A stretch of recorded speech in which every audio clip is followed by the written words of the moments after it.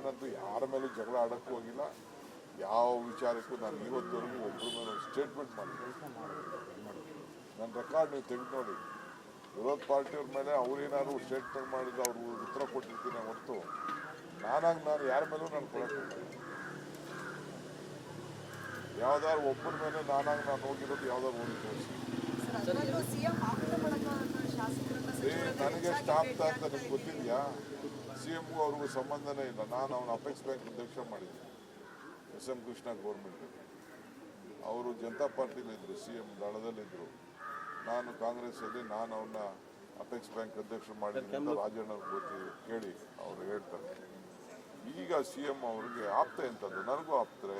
ಯಾರು ಆಪ್ತರಿಲ್ಲ? ನಾನು CM ಆಪ್ತರಲ್ವಾ? ನಾವಿಬ್ರು ಬ್ರದರ್ಸ್ ಥರ ಇದು ಕೆಲಸ ಮಾಡ್ತೀವಲ್ವಾ?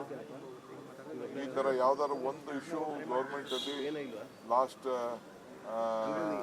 16 ವರ್ಷದಿಂದ ನಮ್ಮ ಪಾರ್ಟಿಗೆ ಬಂದಾಗಿಂದ ಯಾವ್ದಾದ್ರು ಒಂದು ಇಶ್ಯೂ ಏನಾದ್ರು ಡಿಫ್ರೆನ್ಸ್ ಆಫ್ ಒಪಿನಿಯನ್ ಇದೆಯಾ? ಎಲ್ಲೂ ಒಪಿನಿಯನ್ ಇಲ್ಲ. ನೀವು ಮಾಧ್ಯಮ ಸೃಷ್ಟಿ ಮಾಡ್ತಾ ಇದ್ದೀರಿ, ಬೇರೆ ವಿರೋಧ ಪಾರ್ಟಿ ಸೃಷ್ಟಿ ಮಾಡ್ತಾ ಇದ್ದಾರೆ. ನಿಮ್ಗೆ ಆಹಾರ ಬೇಕು ಅದಕ್ಕೆ ಮಾಡ್ಕೊಳ್ತಾ ಇದ್ದಾರೆ ಅಷ್ಟೇ.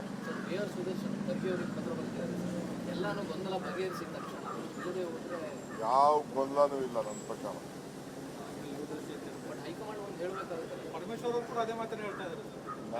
ನೀವು ಅವ್ರಿಗೆ ಅವ್ರು ಮಾತಾಡಿರೋರು ಅವ್ರ ಸ್ಪೋಕ್ಸ್ಮನ್ ಅವ್ರಿಗೆ ಅವರೆಲ್ಲ ಭಾಳ ಲೀಡರ್ಸು ಅವರೇ ಉತ್ತರ ಕೊಟ್ಕೊಡ್ತಾರೆ. ನಾನು ಯಾರಿಗೂ ಉತ್ತರ ಕೊಡೋಲ್ಲ.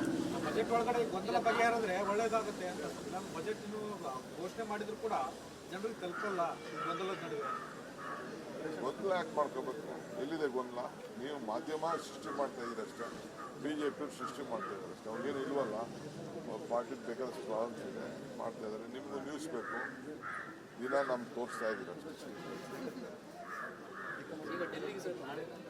ನಾನು ನಾಳೆ ಹೋಗ್ತಾ ಇದ್ದೀನಿ. ನಮ್ಮದು ನೀರಾವರಿ ಇಂಟರ್ಲಿಂಕ್